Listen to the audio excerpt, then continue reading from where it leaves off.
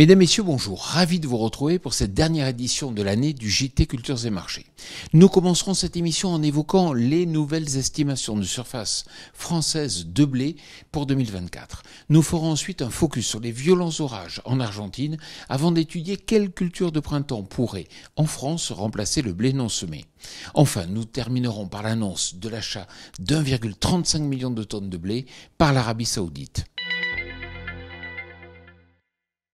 À la suite d'une enquête conduite auprès d'un échantillon d'agriculteurs, Agritel estime que les surfaces françaises de blé devraient être de l'ordre de 4,2 millions d'hectares, bien en deçà des 4,5 millions d'hectares annoncés par Agreste la semaine dernière. Pour mémoire, la superficie l'année passée était de 4,8 millions d'hectares. Le scénario est donc similaire à celui de 2020 et compte tenu de la baisse des surfaces, plus que jamais l'évolution du potentiel de production sera donc à suivre de près.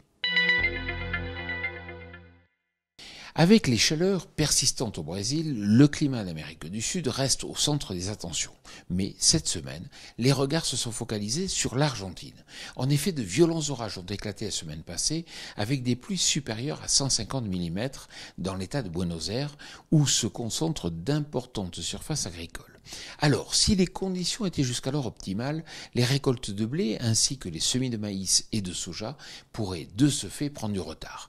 Les conditions climatiques des prochaines semaines seront donc à nouveau à suivre de près pour anticiper l'évolution des marchés.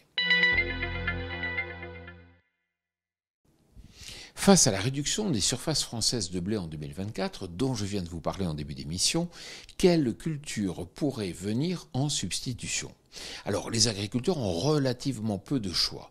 Si l'orge de printemps se positionne comme la culture de remplacement privilégiée dans le nord du pays, c'est le maïs et le tournesol qui devront prendre la relève dans la plupart des régions plus au sud et notamment dans le sud-ouest.